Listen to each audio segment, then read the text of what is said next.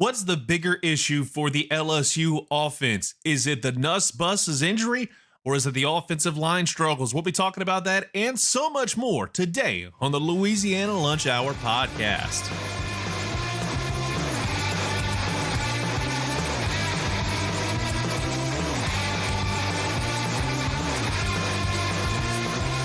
And welcome back into yet another edition of the Louisiana Lunch Hour podcast. Appreciate you listening in as always. It's a pleasure and an honor to do this for you each and every weekday. Give you the latest going on with your favorite teams across the state of Louisiana.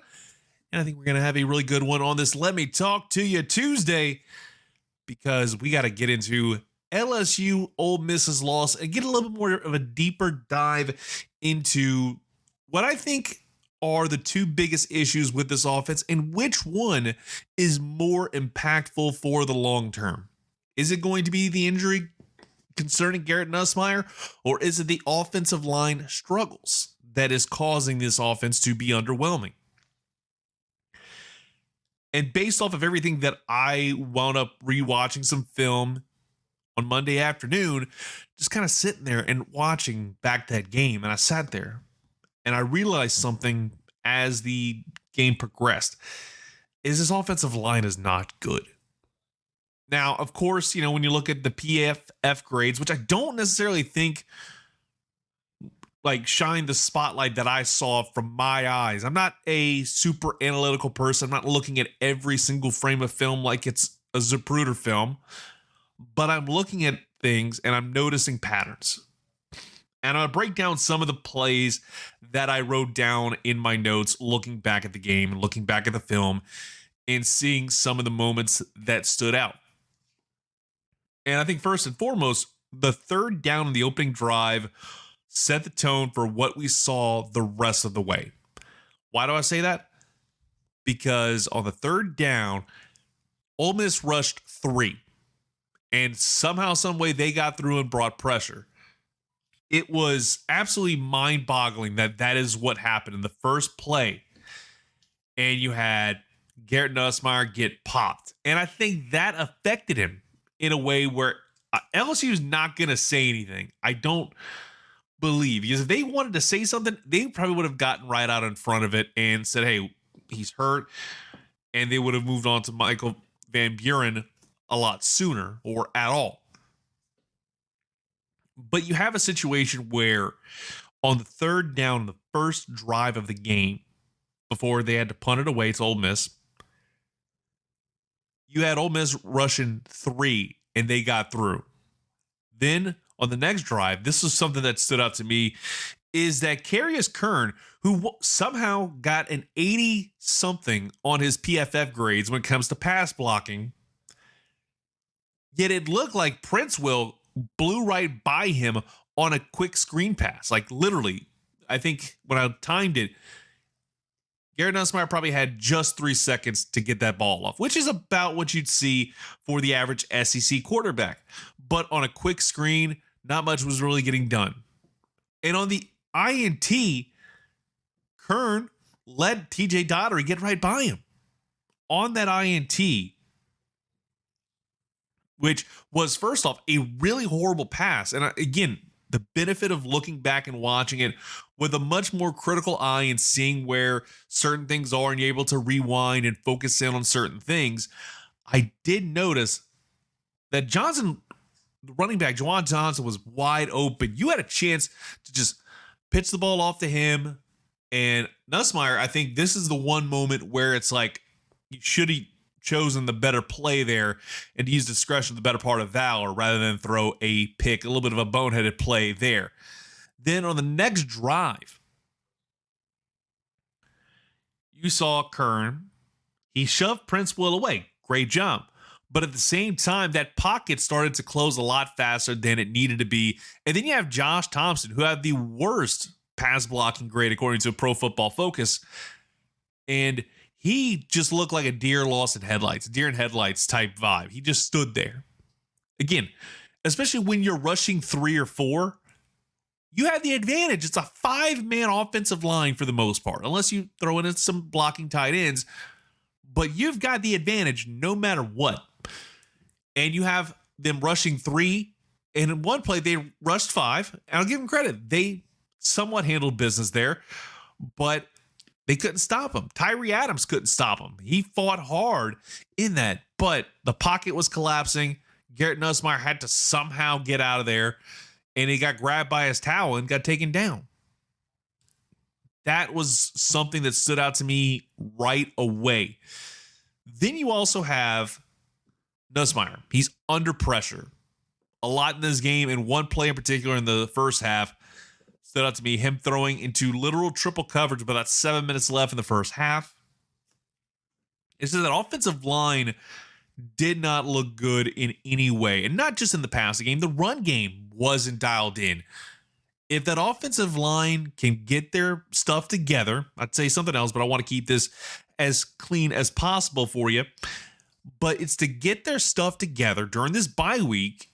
They could probably handle business against South Carolina and get some of the pressure off of Garrett Nussmeier, because you look at the ratio, the percentage of run versus pass in that game this past Saturday, you will see something that maybe you don't want to talk about. But I think we do need to talk about it because of the fact that it is a crucial point with this LSU team, is you have struggled to have a balance. That's the number one play that I think about, is you have to pass the ball, of course, in this day and age, but you also got to run the damn ball. It's a lot more lopsided than you think. You had LSU throwing 34 pass attempts, only completing 21 of them, and had an interception in there, versus 21 rushing attempts.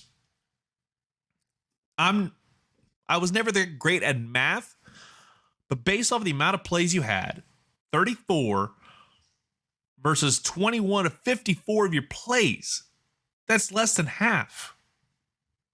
It's a lot more lopsided than you think. 34 of 55 plays. Let's just go ahead and do the math here. And 21 of 55, that's 38% of your plays were run. Now, just for the sake of conversation, let's compare what the Ole Miss Rebels did. They had 39 pass attempts, 42 rushing attempts. That's a total of 81 plays. 42, 81, 51%. Round that up to 52% of your plays. So damn near 50-50 in terms of your balance. That is an incredibly good balance to have. And what happened with them? 484 yards, 314 through the air. Not as much on the rushing side of the table, but you were still able to get it done. 4 yards a rush versus 2.8. I don't need to be a PFF analyst to say that you were able to handle business with the run game. You had more play opportunities, yes, but at the same time, you were able to keep your balance of run and pass good. Again, I'm no expert. I never played college football. I never played high school football, but I can tell you that a key to success is to have a good balance, because just when they're expecting you to run it again, you throw a little play action out there, they're shook. LSU for years, I've talked about this a lot, is LSU, especially in the 2010s. You can even go back to FZK back in the 1990s. They relied on the run game, and the run game was very solid. This is not what we want to see with an offensive line that is getting bullied by people who are getting only rushing 3. There was another moment in there. Again, it's amazing to me that an SEC offensive line couldn't handle rushing 3 so badly. Kern, I think he's one of the biggest ones that I noticed in the plays, was he was just getting cooked in a lot of plays. And I want to get to one more play of note. And that is the first play of the second half. This was like a comedy of errors. Again, Tyree Adams, he was lost. Deer in headlights, first play of the second half. Braylon Moore accidentally shoving the defensive lineman into Mubenga, and he And that wound up leading to a massive sack to lead to 2nd and 18. That is not the way you want to start off your second half. That was horrible. And it continued to get worse. Princeville got the best of Kern in a lot of different ways. Again, I hate to dog on these guys, but offensive line, I have said for years, is probably one of the most important parts of an offense. You have to be good on the offensive line if you want to get anything done in this game. I don't care what level it is, Pop Warner, high school, college, whatever. Offensive line continuity and being able to handle things the right way is huge. I cannot tell you how many times I'm watching back the film and I'm like, you were right there and the guy just pretty much blew right by you. He definitely did not look good. That offensive line is an issue, and not just in the passing game. It's the run game. The run blocking was not there. There was a play very early on where they had a handoff that got nowhere because it looked like he pretty much tripped over his own 2 feet. And the offensive line gave him no holes to work with. It was pretty much a dead play. And if you can't get that offensive line to block the run better and give some holes for your guy to get in and gain a few yards, guess what's going to happen? You're going to go right back to old reliable and throw the football. You need to have that balance of run and pass. It is the most, I'm just going to put it bluntly, you have to do that if you want to win, especially in the SEC. You've got a bye week to figure it out. Brian Kelly, you get on that coaching staff's backside and tell them we cannot get cooked again with this run game. The fact that I didn't hear any of the post-game stuff that we heard in the game against Florida is abominable. I understand that you're probably under fear of getting your press pass revoked. I could give two you-know-whats about your press pass. If you're a member of the media, you need to be asking the tough questions. I understand it's a lot different world than what it was, pre-COVID, but you have to ask those tough questions. Even if Brian Kelly wants to have a little bit of a crash out, you have to ask those tough questions because that's what we, the fans, want to hear. If I'm out there, I'm asking Brian Kelly, hey, what's going on with your offensive line? They have not looked good over the course of this season, especially with the run game. You need to have a good run game in order for your passing game to be at least somewhat decent. You look at Garrett Nussmeier. I hate to kind of keep bringing up Pro Football Focus because their numbers aren't necessarily the be-all, end-all. I understand we're in an age of analytics and everybody loves looking at these grades. You look at his grades. If this were, midterms, 5 games into a 12-game schedule, you're right around the time where midterms would be taking place. But midway through the season, 5 games in, you're 4-1. And the best game you had was against Southeastern. Every other game was more towards the 60-ish range. He had an 80-something on the Florida game, but he had like a 52 in terms of his PFF grade against a program like Ole Miss, who was a very good team.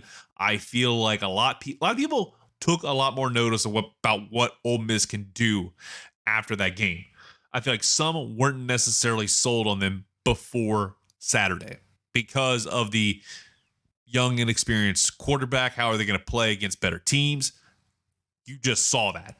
And they're going to be a team to be reckoned with the rest of the way. And I'm not going to say they're going to be a playoff team because I don't want to jinx them, but I feel like they could make a surprising run to Atlanta because now you got through probably one of your more difficult ball games the rest of the way if you're the Rebels. You've got Washington State after a bye week, Georgia, Oklahoma, South Carolina. I feel like that Oklahoma game is a lot more winnable. Citadel, Florida, Mississippi State. You don't have to deal with Alabama. So you've got a pretty good rest of the schedule kind of lined out for you if you're Ole Miss, to where you're probably having a really good shot at making it to the SEC title game. But obviously a lot of things have to happen between now and then, and you got to handle business. But I think we're ready to move on from the LSU Ole Miss game, and let's kind of flip the page over to the New Orleans Saints, because we got some interesting news yesterday afternoon with Kellen Moore talking with the press on Monday, saying that Taysom Hill and Foster Moreau are both going to start the process of returning to active duty and are going to be practicing this week. They're kind of getting off the physically unable to perform list. Hill's been out with a chest injury, and Foster Moreau, the former LSU Tiger, has been sidelined with a knee injury. And both players will be able to practice for 3 weeks before the team makes a decision to activate them. If they aren't activated by then, they will not be able to play at all the rest of the 2025 season. That said, I'm intrigued to see if Taysom Hill does indeed play. That chest injury has held him back for a hot minute. I want to see what happens with him. I think you get him there and he's ready, and I don't think he's going to be necessarily 100% like the guy that we've seen over the last few years. But at the end of the day, he brings an offensive spark that very few players have been able to do, I think, in the history of the black and gold. Every time he's out there, just something happens. He has been the spark plug for this team going back to, the late 2010s, 2017, alongside a guy like Alvin Kamara with the boom and zoom that him and Mark Ingram had. Taysom Hill has been the jack of all trades, Swiss Army knife. And anytime he's out there, especially on offense, you're probably going to get a big play out of him. Somehow, some way he doesn't. And it's impressive. And he's not getting any younger, but you have to see what he can do. Because this team needs a lot of help. And obviously, playoffs are kind of out the window. It's more, hey, can you win a game? And I think you definitely have a chance to win a game this Sunday. It's not necessarily the sexiest game in the world, but you're playing the New York Giants without their star wide receiver, Malik Neighbors. You've got a rookie quarterback, Jackson Dart, on the road. And we'll probably get into it more in the podcast as the week progresses. But you've got to feel good about your chances if you're the New Orleans Saints to handle business against the Giants and get a win. If you don't, it's just starting to look more and more likely that you are just about ready to kind of wave the white flag, tap out, and say, hey, we're just going to go ahead and really start tanking for whoever is going to be the number one draft pick at the quarterback slot. Or, like many people probably theorize, because I'm sure there's a lot of people that are thinking, oh, they're going to go X route. No, I don't want to think about them getting a starting quarterback with the number one pick. Honestly, I'd much rather trade down. Trade down, get some good picks in the first couple days and work with that. Get some edge rushers, get some guys on the offensive line, get some big uglies, because that offensive line has been an issue to help protect your guy. Because I think what I saw from Spencer Rattler, he's still got some things to work out. He cannot be missing those crucial passes. But there's some positivity that we can take from the last few games, and especially last Sunday's game against the Buffalo Bills. They were able to keep it competitive against one of the best teams in the league. That in and of itself is a big old checkaroo in my mind. So I'm intrigued to see what's going to happen over there. And wrap up the pod today looking at the Louisiana Raging Cajuns. As expected, redshirt sophomore quarterback Lunch Winfield was the Sun Belt Conference Offensive Player of the Week because of what he did in the double overtime dub over Marshall.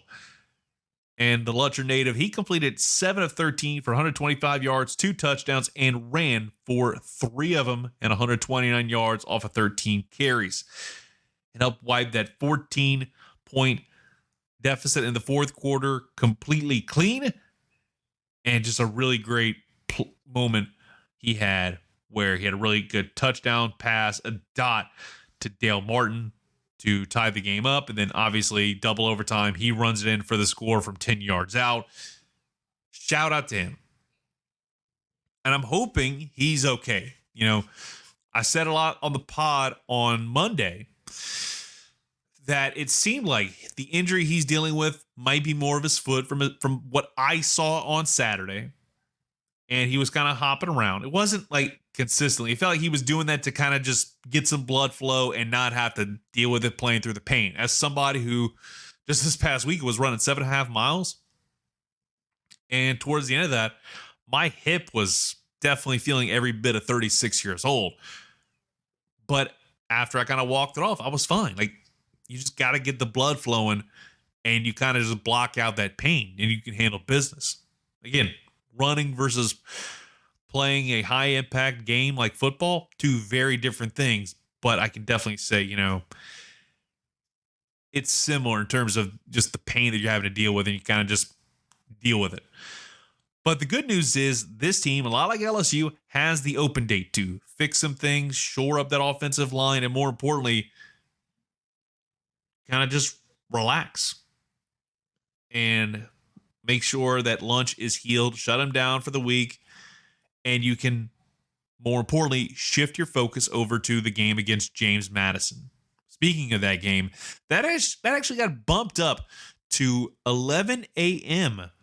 Central Time, 12 o'clock East Coast time, when they take on James Madison, October 11th on a big old Saturday. This is going to be on ESPN2. So shout out to the Cajuns.